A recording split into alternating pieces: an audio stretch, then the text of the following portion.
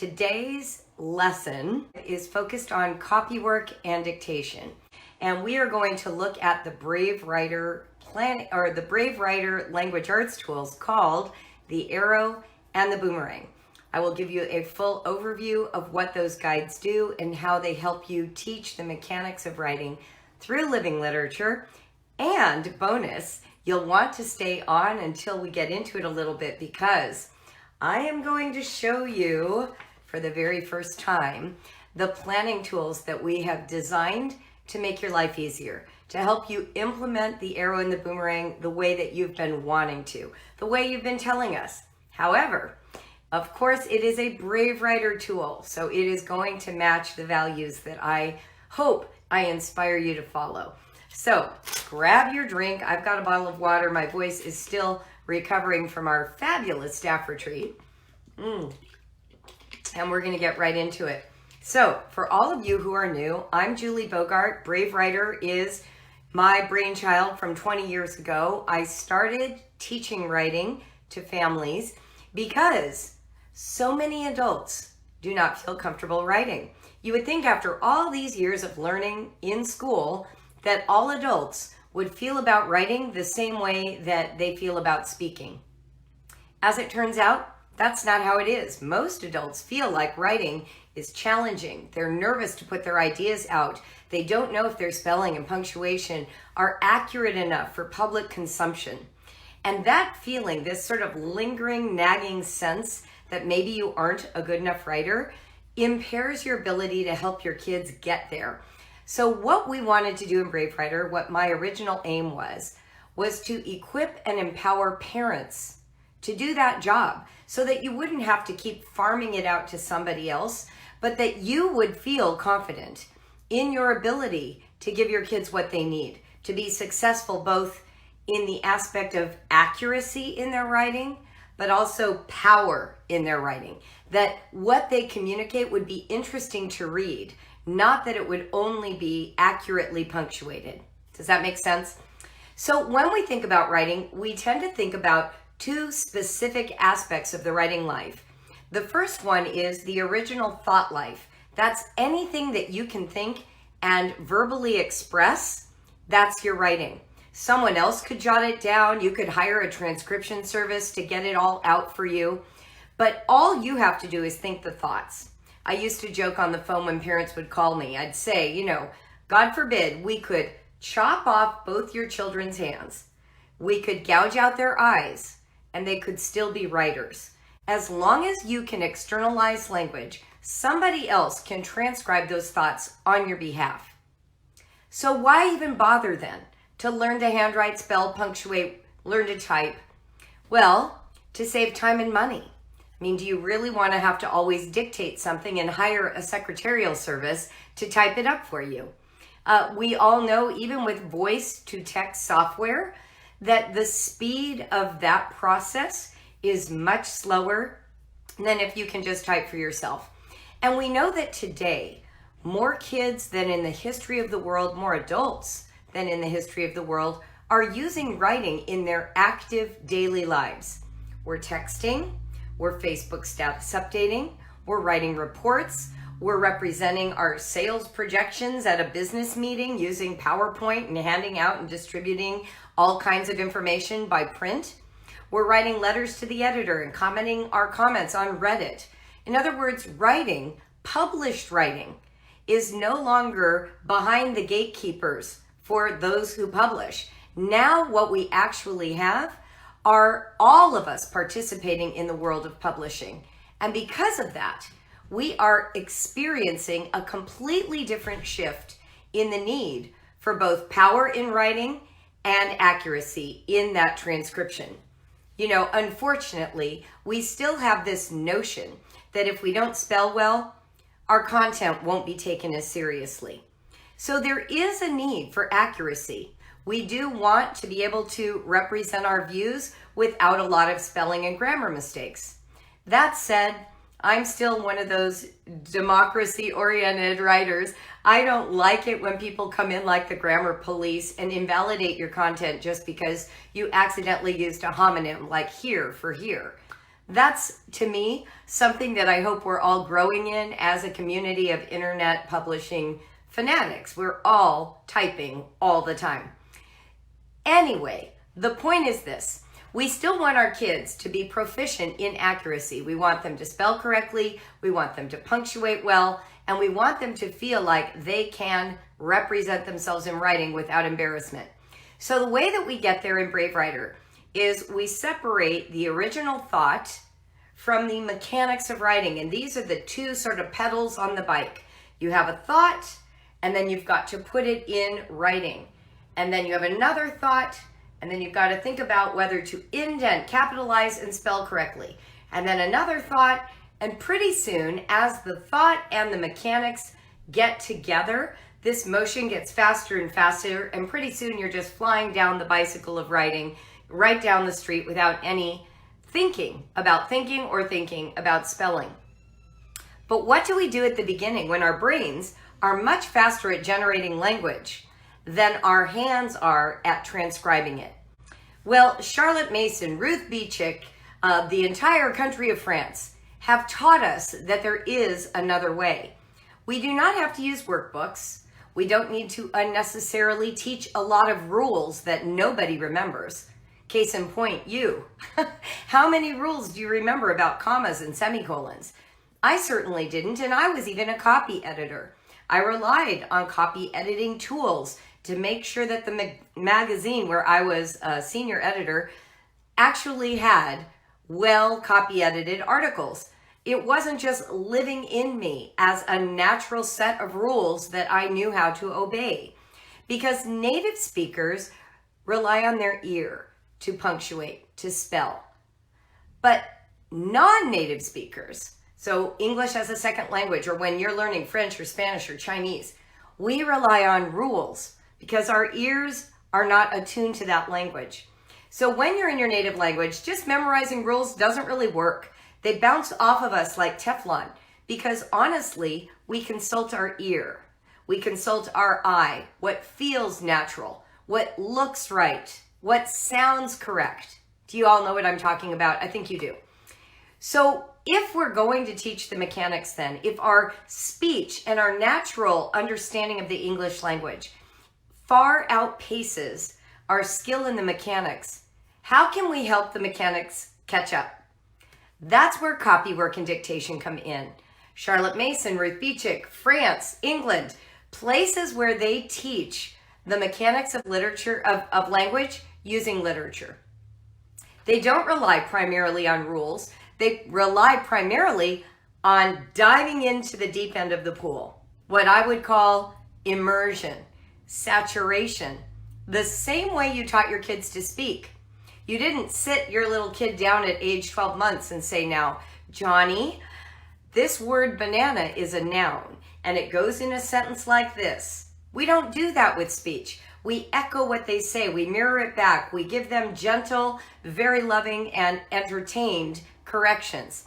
We can do the same thing then with mechanics. What happens if we throw our kids into the deep end of the pool with real language they value and that they're reading? What if we start with a novel and we grab a passage from that novel and we read it together and we talk about the punctuation and we talk about spellings and we ask the passage questions? Don Smith, who works with Brave Writer and is over our publications, likes to call it interrogating the passage. In other words, we don't just start out by feeling oppressed by the passage as though it has all the answers and we're just slowly learning. We actually look at the passage and do what I say. Let's do violence to the passage to start with. Let's make it do what it shouldn't do first so we can see why punctuation or spelling show up the way they do. Let me give you an example. If I asked you right now, what is a comma? What role does it have in a sentence? What would you say? Go ahead and put it in comments. I know it takes a minute for you to hear me and then type. But what is the role of a comma? What are rules around commas? How do you know when to use a comma? I'm interested to hear. In most cases, when we are reading a passage and we come to a comma, what happens? How do we behave? The first one Lauren Bell wrote is a pause. Yes, commas cause us to pause. Meg says it has so many roles. How to describe. It triggers you to pause when reading. To give a pause. We pause. I'm seeing a theme. A breath. What else? When I naturally take a breath. So basically a comma is a kind of pausing signal. That's what we've learned it to be. Now there are moments where it's used grammatically where maybe we don't actually physically pause, but the number one use of the comma is to separate thoughts, to cause a pause, to create a little bit of distance between two words or a sequence of words or a sequence of phrases. It separates things. Well, let me ask you this. If you handed your child a pen, and I'm going to grab one right now, and you said, okay, notice this little mark on the page, would they know what it is just because they see the little curve? You know, I'm going to grab a different kind of pen. Hold on. And I'm going to get a little Post-it note to do this. So you write word, comma, word. When they see that tiny mark, do they know what that is? Do you think they even slow down to notice it? They don't. You know why? Because they know how to pause based on how the sentence sounds. So as they're reading along, they're going to pause. And you might think it's because they notice the comma, but that's not the case. In most cases, the comma represents the pause that you make in speech. But for a native, clever speaker, they are going to read, and without any instruction and punctuation, they're going to pause. So why then do we even bother putting in the comma? Well, because when we are writing dense text, like an entire novel's worth of sentences, sometimes we do get lost in the verbiage. It is hard to feel the pause, especially with long-winded, complicated sentences. And those punctuation marks help generate meaning. They help us obey the cadence that was in the mind of the writer when they took the time to write it out, transcribe it for us.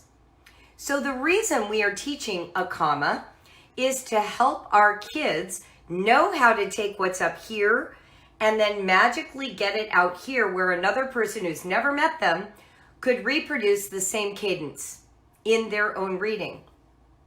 But here's the problem. When we go to teach punctuation, we rarely treat it like the foreign language it is. Remember when you were teaching your kids how to read, they had to learn that this alphabet, multiple alphabets, by the way, lowercase, uppercase, all the different fonts you find on the internet and inside a book, script versus manuscript. So we've got all these different alphabets your kids have to master, and you are teaching them, hey, this little letter A, the lowercase one, is the same thing as this triangle rigidly shaped one. They mean the same thing, but they have a different role in the sentence. I remember when Johanna was learning to read, she didn't know that. She was almost too visually discriminating. So she memorized all the capitals, but then when we would go to read in a book, she didn't recognize the lowercase letters. So I started helping her recognize the lowercase letters, and then we switched to another book that had a different kind of font, and it was as though we were starting from scratch again. And I actually realized this at one point and finally said, oh my gosh, she's an artist. She's actually being too careful, that if it doesn't look exactly like what she saw before, it must be a whole new letter. So I had to teach her the correspondence between all the different fonts and help her recognize that an A is an A is an A is an A is an A. Do we do this with punctuation? In my experience, most parents do not take all of the various marks on a page and ever line them up in a kind of list and say, you're going to run into all these marks. And they're going to be on the page while you're reading. And they do all kinds of funky stuff when you're reading. But you're going to probably skip them because you already know how this sentence should sound. And you can feel the momentum winding down at the end of a sentence. So you're automatically recognizing what a period does, but we've never talked about it. We haven't helped you understand the importance of it. And that's why when a kid is free writing, they leave out periods because they actually don't have a connection to the experience of period. Do you understand? So when you say, oh, they know periods, why aren't they putting them in? My question back to you might be, do they? Have they ever formed a relationship with a period? Do they know like the visceral feeling of a period at the end of a sentence? Do they know how to protect the feeling of period when they're writing? So here's something that we would do when I was working with my kids. If I wanted them to learn what a comma was, I would have us take the sentence that had commas in it. And the first thing I might do is take all the commas out.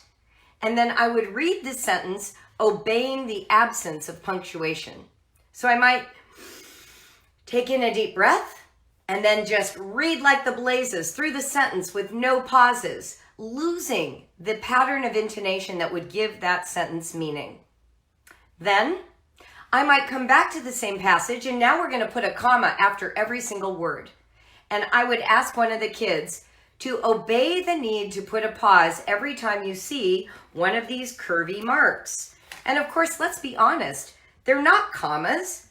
They're a mark. They look like this. It's just a curve. And some of them are in the air, and some of them are down on the line. And they are both commas. And sometimes they are in pairs up in the sky, like quotes. So let's admit, first of all, that the comma is all over the page. It's not just down at the bottom of the line, right? In fact, the British, when they have them up in the sky, sometimes call them inverted commas, like they're doing another job and they're not in the regular place. So I might start out by saying to my kids, all right, let's take all the commas out. Now let's put a comma after every single word and read this passage as though those commas are meant to be there. What would you do? Well, you would now have to read the passage, pausing after each word. So I'm going to grab a passage for you where it might be interesting to hear how it sounds when you put a comma after every word, obeying the commas. Your kids love doing this, by the way. I call it doing violence to the passage. Violence to the passage. They love that, by the way. Say, hey, let's ruin the passage. Let's do violence to this passage. Let's put commas. Who wants to? Here's a really bold marker. Put a comma after every word. Print out, one of the passages. We always have a passage page in the arrow. Print it out. Distribute it to all the kids. Have them take a colored marker and put a comma after every word. And then have them read it aloud like this. One of the houses in this village was. They'll get about a sentence in and they'll be worn out because that's a crazy thing to do, putting a comma after every word. But once you've done that, when you now go back and just read the passage obeying the original commas, the ones that should be there, suddenly they feel like something. They feel like they're doing the job they were assigned. And you can actually start to form a body, visceral connection to the symbol on the page. Are you hearing me? So when we're doing copy work and dictation, the first place we start then is reading the passage, interrogating the passage, and playing with the punctuation so that our kids start to form that connection. So I might look at a passage like this and say to my kids, on a whiteboard, put all the marks that you see on this passage, all the squiggles, anything that's not an alphabet letter, put it on the whiteboard. So they might put a comma, they might put a semicolon, they might put a period. They might put something like an M dash and they don't know how long to make it. And so you're going to talk about, well, what's the difference between this long one and this short one? And for the first time, they're paying attention. Wow, this one's long and a hyphen is short. And they have different roles. But think of how close they are to each other and how similar they look. Is it any wonder they've never thought about it? Somebody said, love all this, but never know where to start or what to order. Well, today, the goal is to start with the arrow or the boomerang because this is going to help you with your mechanics instruction. I will digress just for a moment, then we'll get back to the copy work. But some of you do wonder, Brave Writer thinks about writing in a triangle. So there is original writing that we teach in the Writer's Jungle. That's all writing process. Then there are the mechanics and literature. That would be the arrow, the wand, the quiver, the boomerang. This is where we do copy work and dictation, taken from living literature to teach the mechanics of writing.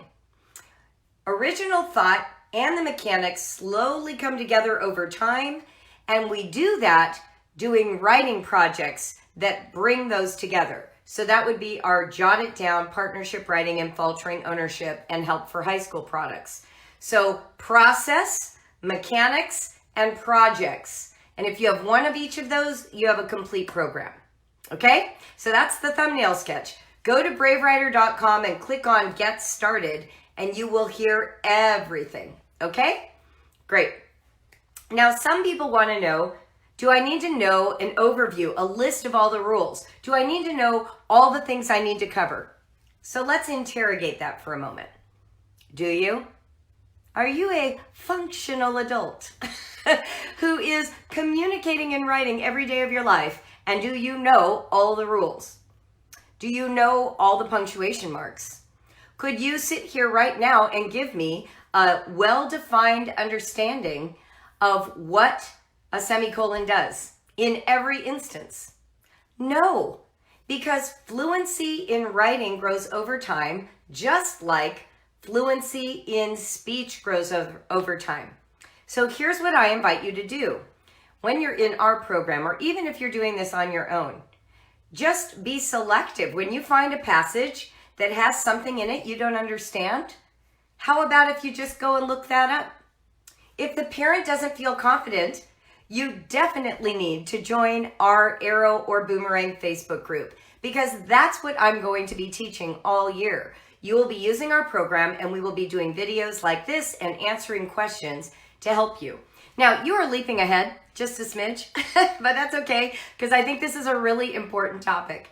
So let me help you for a moment.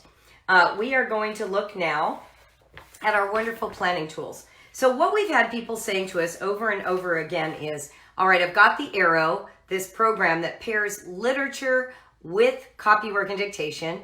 We give you notes. We tell you exactly what to look for. Yes, you would use this for age 10. We tell you exactly what to look for in the passage, and you can even look beyond it. You can share as many of those ideas as your child is ready for, and skip the ones that you don't want to do because you're not ready or your child is still struggling with something else. And then you can keep track of their progress so that you can circle back to something that right now seems overwhelming. So let me show you what I'm talking about. We have something we are calling our Week with the Arrow. And on one side, oops, let's go here. We have preparation for you to do with the Arrow. And then the other side is what you'll be doing with your children. Yes, there is a package for, yes, Instagram didn't work yet. We're going to do it after the Facebook. Don't worry, I'll be back. Kindergarten would use the quiver of arrows if your child is reading, or the wand if they're just learning to read. So anyway, back to this. So what we've done is we've given you the preparation so that you'll know exactly what to use. Yes, this all applies to the quiver, the arrow, the pouch of boomerangs, and the boomerang. This is all the way across the board. We are giving you a tool to use no matter what level you are using, okay? The only exception is the wand, because that program is very different. So in our Week with the Arrow, you can put the child's name at the top or your family name, and then the week that you are in. There are 4 weeks with every single arrow or boomerang. So every single one has 4 weeks of instruction. So the preparation will be like, read the week's passage, review possible questions to ask the passage, and we give you some sample questions you can ask in the guidelines. Like, what do you notice? What's interesting here? What about the sounds of the words? What mood does it put you in? So basically, we are interrogating the passage. And you could be writing on a whiteboard or circling things on the passage page you've printed out. Next, read, this is for you, read the what to note and how to teach sections. Because in every passage, we list for you things to notice and then ways to teach those ideas. You're going to pick concepts that you will skip for the week. They're either too difficult, too new, or too much. How do you like that? On your planning tool, I am literally telling you, skip some of the content. Why? Because we give you more than you need. Because we don't know the level of your children. So we give you everything we can think of that would be fun to address in this passage. And then you get to decide how much of that is appropriate for your unique child right now. Does that make sense? So to help you feel confident about skipping some concepts, it's actually a bullet list that you can check. Yep, we decided not to do the semicolon because that's too much for my 3rd grader. Make sense? And then I say choose 2 to 3 concepts to share or review. So now out of the choices, you might have 6 or 8 concepts to choose from. You're only going to teach 2 or 3.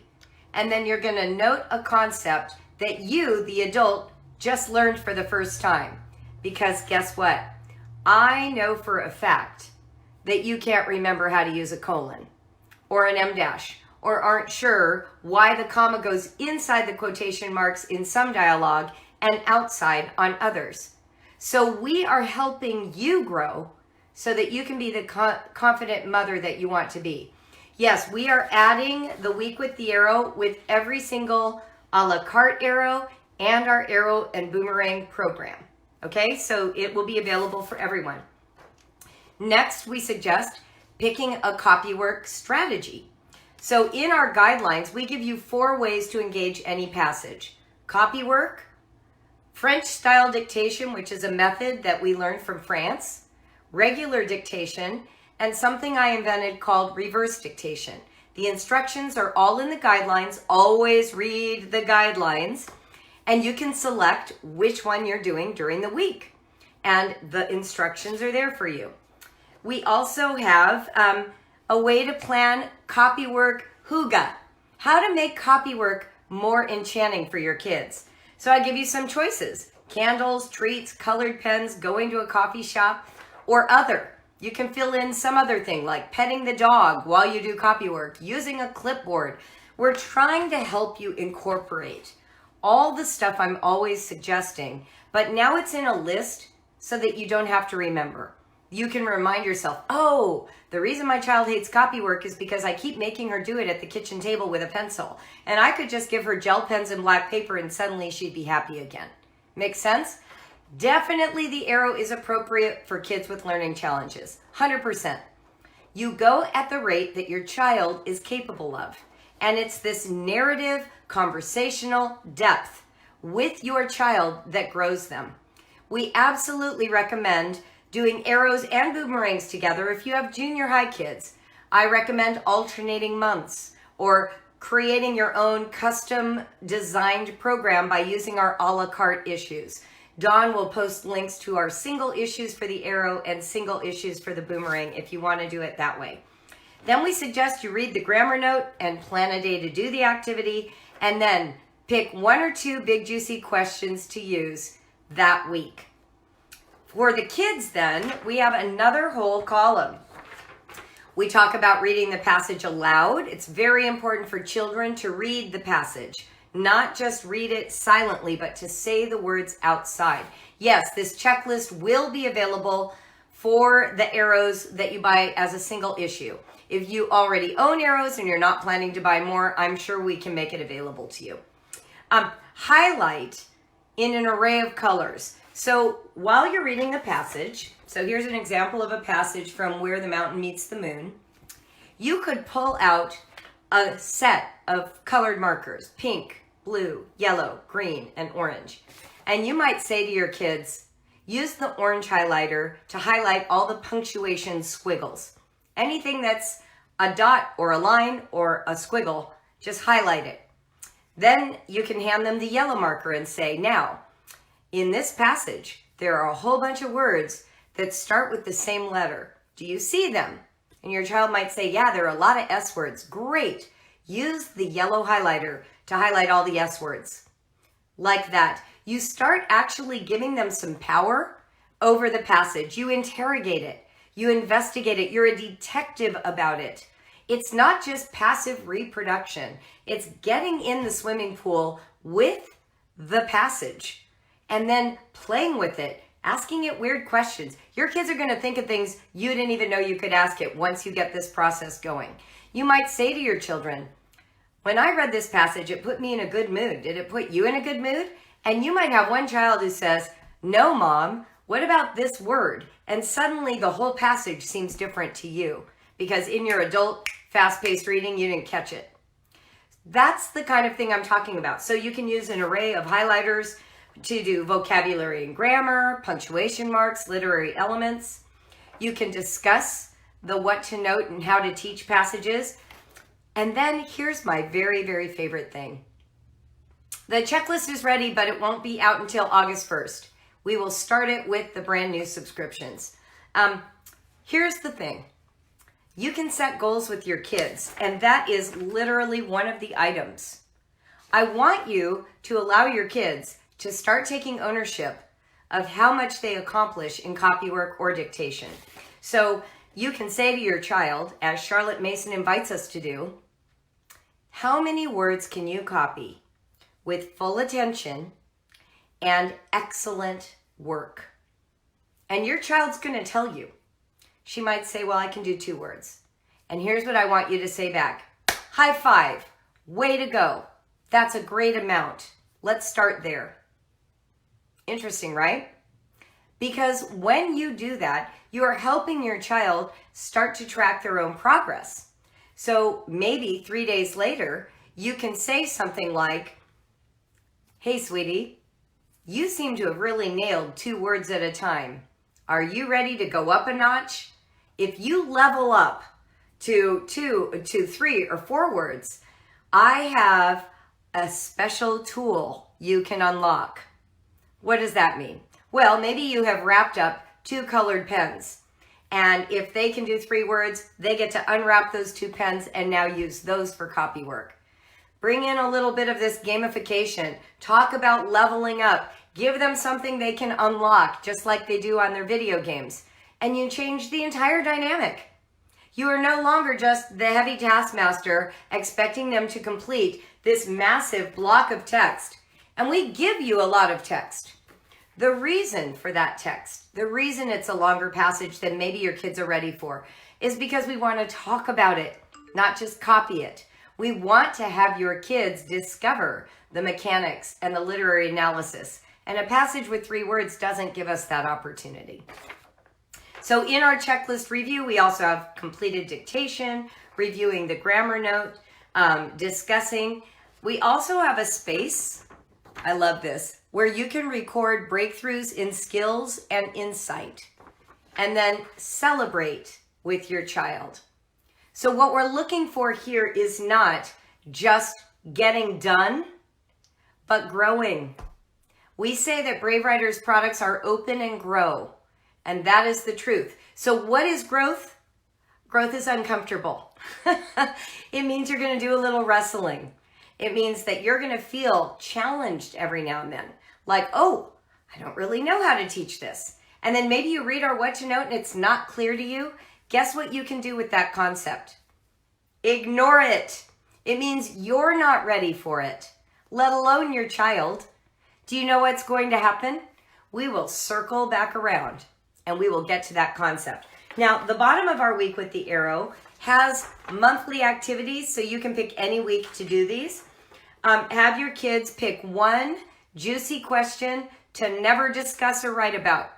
So out of 9, you're going to do 8 and you're going to skip 1. We're going to have you discuss the literary element and then find it in a book, poem, billboard, or movie, in addition to the book you're reading. Plan a half day to try the writing activity and then host a book club party if you want to. So we have one for the arrow, for the boomerang. We will be adding these to all of our arrows, not just the year-long subscribers, but we will be doing trainings like these for the year-long subscribers. Then the second, and here's what it looks like for the boomerang, just different colors, tailored to the boomerang level. So then what's the other thing we're excited about? We have arrow and boomerang skill trackers. And I'm going to use the boomerang one now They're pretty much the same, just different colors. So now, here's what's really cool. For each child, you can put their name and the month you're in at the top. And then what you're going to determine is which skill you are saving for later, which skill your child is learning currently, and which one they've got it. They know it. Sorry. The boomerang is for high school, junior high and high school. So in each of these categories, we have, for instance, parts of speech. So we have proper nouns, common nouns, pronouns, verbs, adjectives, etc. And you can determine, let's not look at this one right now. They're not ready for it, or they're in the process of learning it, or they've got it. And you learn this by observing their dictation skills, by their original writing. And the reason that this is so helpful is that when you go into the writing life, like what we'll be doing in things like the Writer's Jungle, you will be able to see which elements you can hold them accountable for when they go back to edit their own writing, and which ones you shouldn't. So let's say your kid is consistent on capitalization at the start of a sentence, but not proper nouns. Well, then when they go to edit their own work, you can literally say to them, just look for capitals at the start of a sentence, because I know you've got that. Just go fix all of those. And then as a bonus, as a stretch, see if you can identify any of your proper nouns that don't have capitals. And now you are actually treating your child with respect. You aren't expecting them to perform like a high school student when they're 10 or a college student when they're 16. You are saying, I know you. I know what you're capable of. I know where you're still growing. And I know what you're not ready for yet. And I don't feel guilty accommodating all of it. Does this make sense? Now, here's the thing. This is literally what I did with my kids. I had a skills tracker, but mine was a notebook page in what I called my scatter book. And then I would make note cards with a list of things they could look at to check their own work. But because we have like an awesome designer, we've made them beautiful just for you. And they are, by the way, gorgeous. Dawn and I are like smitten with the fact that learning is a pair of shoes. I don't know why, it just makes us happy. So the point is, for copy work and for dictation, we start by investigating the passage. We set a goal for copy work with the child that takes their skills into account. And then we allow that goal to grow over time, and we give them incentives and encouragement by celebrating when they are successful. For dictation, we only introduce that once they've shown some level of mastery in copy work. And what you do then with the copy work is, with the dictation, is that you limit the number of words or sentences. You might not want to do a huge whole paragraph, but my goodness, my phone keeps going off. I'm so sorry. You can pick 2 or 3. Your child will sit at the table, and then you will walk them through the passage. You're going to do it somewhat like this. One of the houses in this village was so small that its wood boards held together by the roof made one think of a bunch of matches tied with a piece of twine. So you're going to read the whole sentence that they couldn't possibly do. And they're just listening. And now you're going to take it one chunk at a time. One of the houses. And then you're going to wait. They start writing. And then you say again, one of the houses. And then you notice they're at the end of the word houses, and then you say, in this village. One of the houses in this village. You wait. One of the houses in this village. And you're going to keep your voice up because you know it's not a comma yet. One of the houses in this village was so small. Was so small. And you just keep eking it out a little at a time, repeating what you've already said, allowing your child to catch up. You never race through. You don't hold them accountable to a pace that you create that you think is right. You pay attention to what's happening on the page. If your child says, Mom, I don't know how to spell village, you have 2 choices. Write it on a whiteboard for them to copy, or say the spelling to your child. The goal is not to catch them out for doing something wrong. It is to support them in excellent execution. It's all right if they make a spelling error. You don't need to correct it in the moment. But this is what you want to do. You want to support them. If they get to the end of a sentence and they can't tell if it's a period or a comma, do it again, giving them as big a cue with your voice as possible. I used to also pair body movements. So I'm going to show you now. Hold on. So I'll come back here where you can see me. So I might get to the end of a sentence. Here's a sentence I want to read. One of them was a young girl called meanly. I might do it like this. One of them was a young girl called meanly. And I would take both feet and plant them together. Can you see that? Let me put it on my feet. I'm going to help you. Okay, ready? One of them was a young girl called meanly. Can you see that? And so the goal is for 2 feet coming together as a signal that it ended in a period. Now, if it had been an exclamation point, I would have jumped. If it's a comma, I dip. Oh yeah, I'll show you a comma. So a comma would be walking along and then I dip. And that gave visual cues to my kids to help them have the experience of the punctuation without words. Because we talk way too much to our kids. And sometimes they get it best when we show them or give them a clue and they can make the connection for themselves. So in dictation, you can act out, you can add body movement, you can change intonation. The goal isn't to trick them. This is not a test.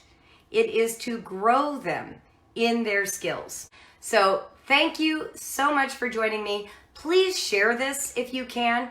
We have a hard time getting our message out to everyone. We try, and we get a lot of questions, and I'm doing everything I can. Dawn is doing everything she can to help you be successful. We take your feedback very seriously. So if you've got a group of friends who are like, I don't know how to use the arrow, can you just share this video and tell them to watch? We'd appreciate it. Bye, everybody.